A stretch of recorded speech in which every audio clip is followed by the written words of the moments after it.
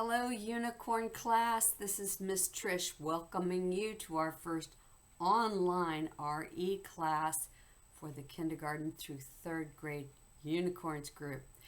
This lesson is the one for Sunday, the 22nd of March. I'm going to put our unicorn away.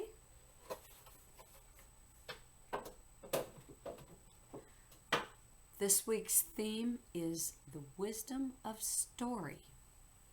I'm going to light our chalice.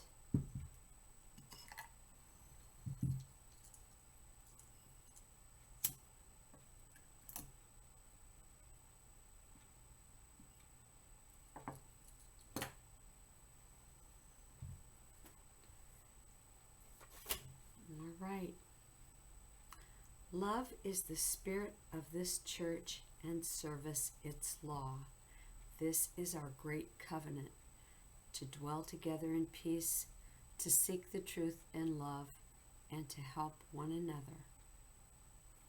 I'm so glad you're here. I'm going to put the chalice aside and let it burn throughout our lesson today.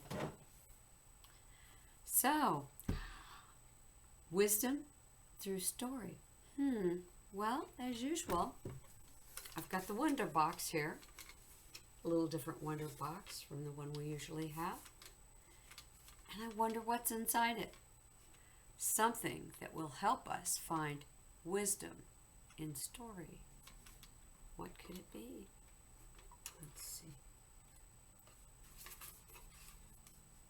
Oh, it's a tiny book. Look at that.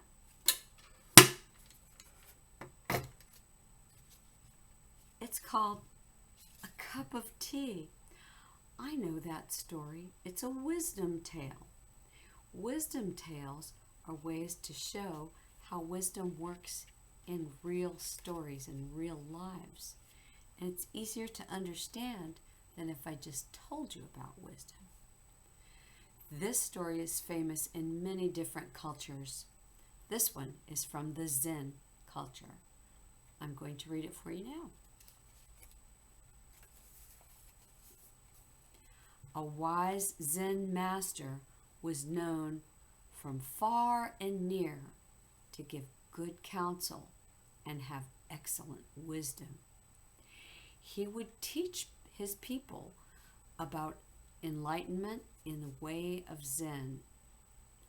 He would seldom turn anyone away. He was such a kind soul.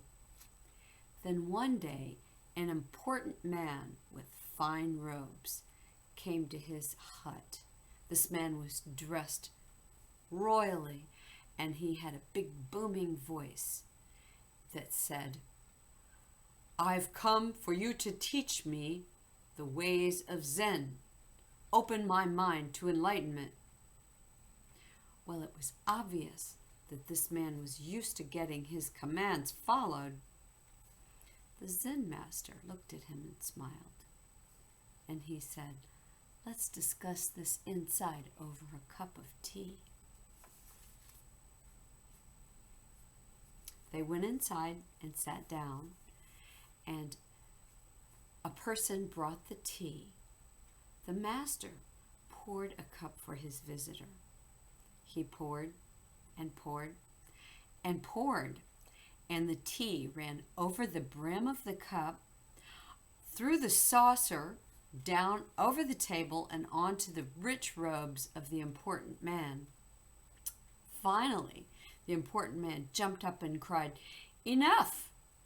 Can't you see the cup is full and the tea is spilling out all over everything, even my fine robes?" The Zen master smiled and said, "You are like this cup of tea. You are so full that nothing can be added. Come back to me when the cup is empty. Come back to me with an empty mind." An empty mind? Well, lucky for us, we know a way that we can calm our mind and empty it out of thoughts that keep us from seeing wisdom, hearing wisdom, and acting on wisdom. We're going to do a meditation now. I'm going to turn the music up a little bit.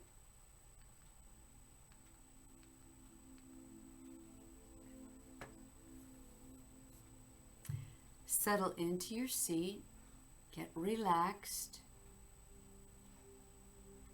and we're going to do box breathing the way we learned to do it. We'll breathe in for the count of 2, we'll hold it for the count of 2, we'll breathe out for the count of 2, we'll hold it for the count of 2, and then start over again. Ready? Breathe in. Hold. Out. Hold. In. Hold. Out. Hold. In. Hold. Out. Hold. In. Hold. Out. Now continue breathing slowly, but pay attention to your breath for a moment. And feel your brain waves go from excited like this to mellow like this. In the brain waves that go like this, that's where your wisdom lies. That's when you can hear your wisdom speaking. Another way is to relax your body. So we're going to start by relaxing our faces. Relax your forehead. Let all the tension drain out of your forehead. No thoughts now, but how relaxed your forehead is. Relax your eyebrows. Let them be calm and at peace. Relax your eyes. They can be closed or have a soft gaze at a spot on the wall or on the floor. No thought, just an open gaze. Relax your cheeks. Very calm, very relaxed. Relax your mouth. It feels soft, heavy. Relax your jaw. It's very happy to be relaxed. Now sit for a moment and feel your calm brain waves as a result of relaxing, and breathe.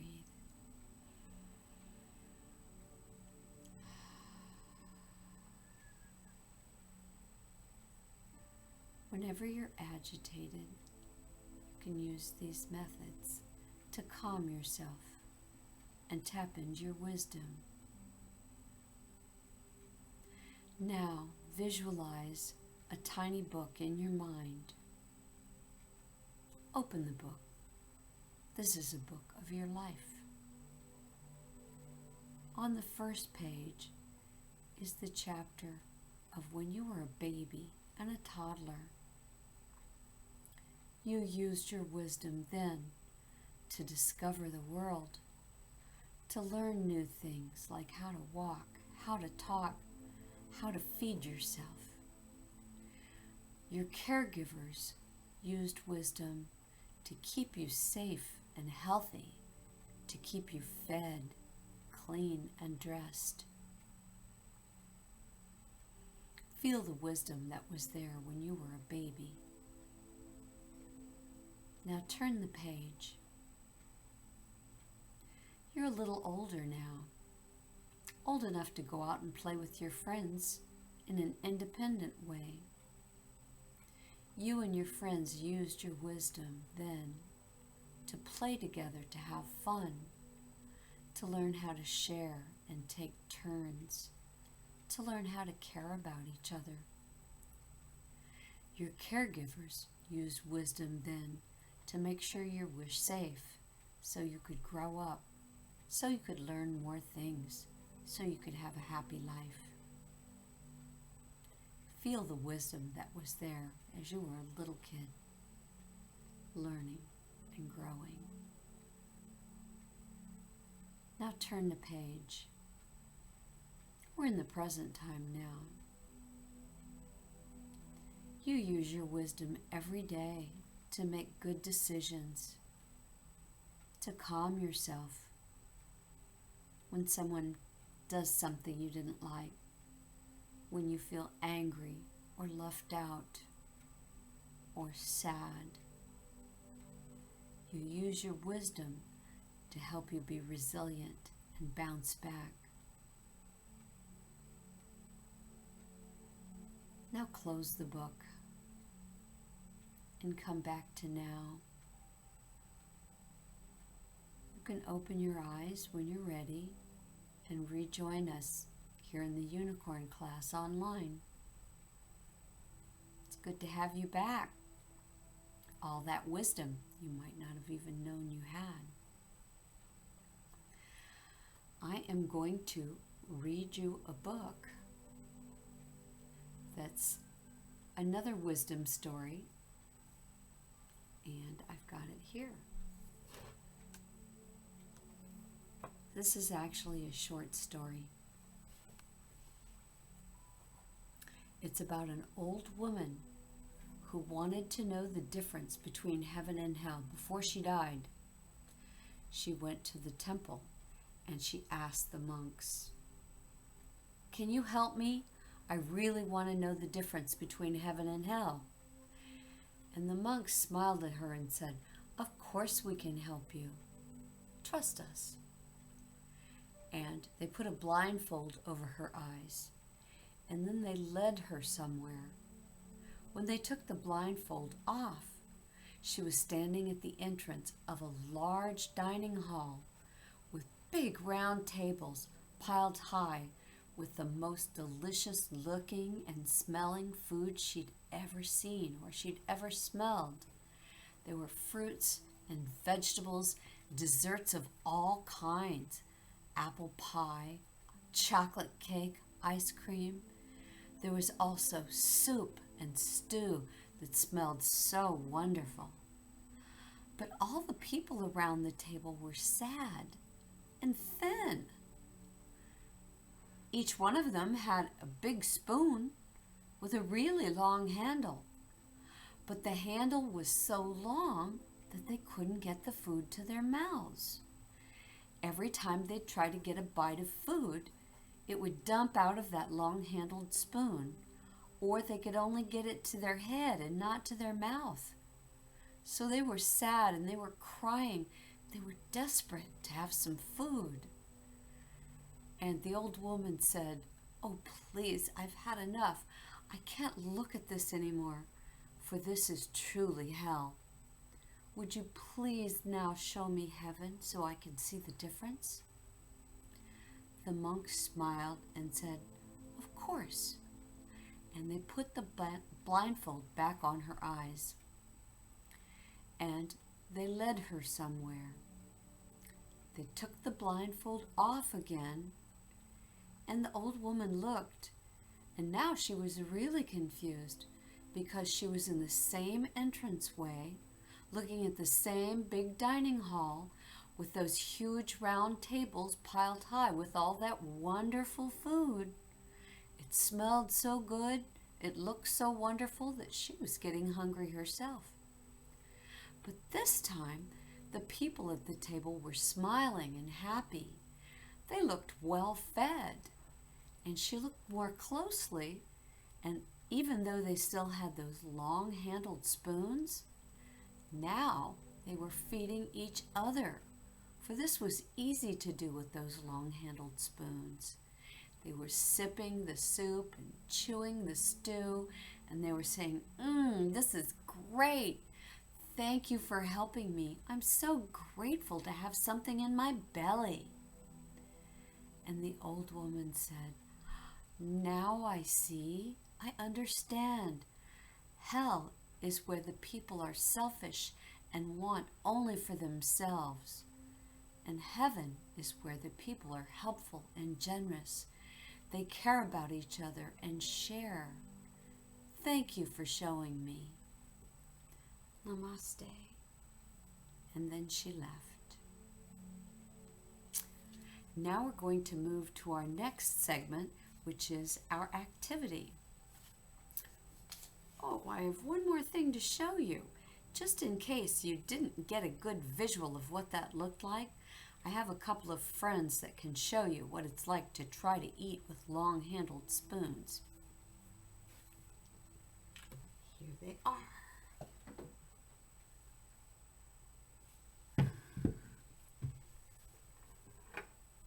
Do you remember Clowny? Hi, I'm Clowny. And this is Bossy. Moo, I'm Bossy. I have a long-handled spoon. Every time I try to eat, I dump it all over my face. Oh, I can't get anything to eat. Oh, it's terrible. What about you, Clowny? I see you have a spoon, too. Let's check it out. Oh, no, I put it on my hat. Try again. Oh, I dumped it out. Darn it. Let's try and help each other like they did in the story. Okay. Me first.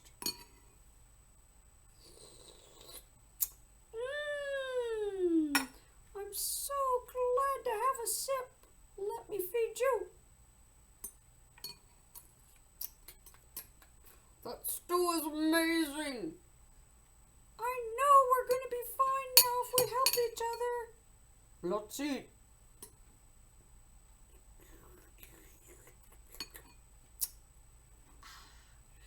Thank you, Clowny. Thank you, Bossy. Okay, bye now.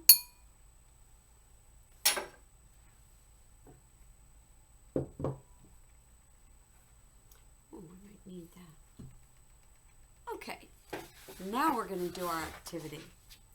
All you need for this is a piece of copy paper. Can be white, can be colored, and a pair of scissors. So you take the copy paper and you fold it into a long, skinny rectangle. Match up these edges the best you can to make the very best tiny book that you can.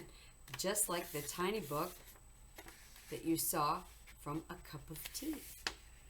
When you get it all matched up, then you can put a crease in it. There we go. Doesn't have to be perfect, just has to be pretty good. There, now I'm going to crease it really well.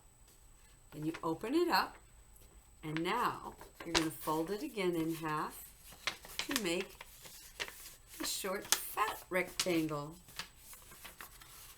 Match up your raw edges and the corners, the center, and the far edge. When you have it all matched up, you can put a crease in it. There. All right. So now you have this piece of paper that's folded into quarters. So just flip it over so you have the fold on top. Now, with the fold on top, you're going to take this flap right here, fold it up, match the raw edge to the folded edge, all the way across. Do your best to get them even so your book will look awesome when it's done. And when you've got it good, put a crease in it. Not perfect, but pretty good. Then flip it around. You're going to do the same thing to the other side. Flip that raw edge up to the folded edge. Match it up all the way across. And when you have everything all matched up, give it a crease. There you go. Now you have an M Okie dokie. So what I'm going to do now is I'm going to flip my M over. I'm going to fold these flaps down again just for a moment, and I'm going to find that crease that I made that's right here. Now you might not be able to see that, but this is where we're going to cut, and we're only going to cut from the folded edge to the crease in the middle, to right there. So that you can see what I'm cutting, I'm going to mark it with a marker. You won't need to mark it because you'll be able to see it just fine.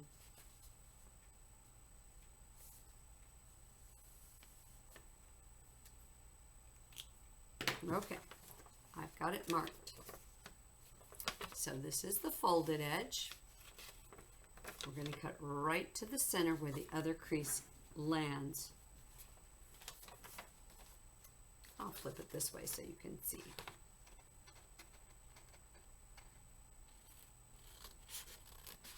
And in the middle we stop. Okay, not perfect, but okay. Then you open it up, and you see, if you push these two ends, oops,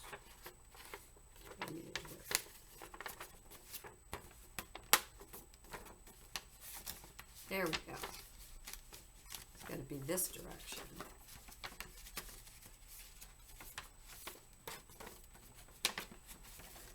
You get a diamond open up. Like this. Huh? Oh, that's what I did wrong. Okay, here, what I did was, you have to hold it in the middle, right here and right here, and kind of give it a little bend, and then your diamond will open up. And fold it all the way over. So now, this is what you've got. See that diamond? And push it together. And then fold up one flap, like that. And fold up the other flap. And then fold up the bottom flap. There you go. Now you can give the whole thing a good crease. And you have got yourself a little book with a front, some pages, and a back. And you can decorate it just like I decorated this one for a cup of tea. And you can make all different colored ones, or just one if you like. Oops. I've got a bunch of them here. And my pink one. So my challenge to you is to make at least one of these. And during the week, I want you to write down some wisdom that you observed. Or you can write your own wisdom story inside the little book. Some wisdom you might observe in your life might be, you notice that you chose to calm your mind down with breathing or relaxing your face before you reacted to something somebody did that you didn't like, or something they said that made you feel uneasy. Because when you calm yourself first, then you can hear your wisdom. There will be in the comments at the bottom of this video a link where you can see again how to make this, how another person did it. There's also a link to the story of the difference between heaven and hell, and a link to a cup of tea. So you can review all of these given by a different teacher. Now I'm going to blow out the chalice and wish you all love and light until I see you again, either online or in person. Namaste. Hope to see you soon. Bye.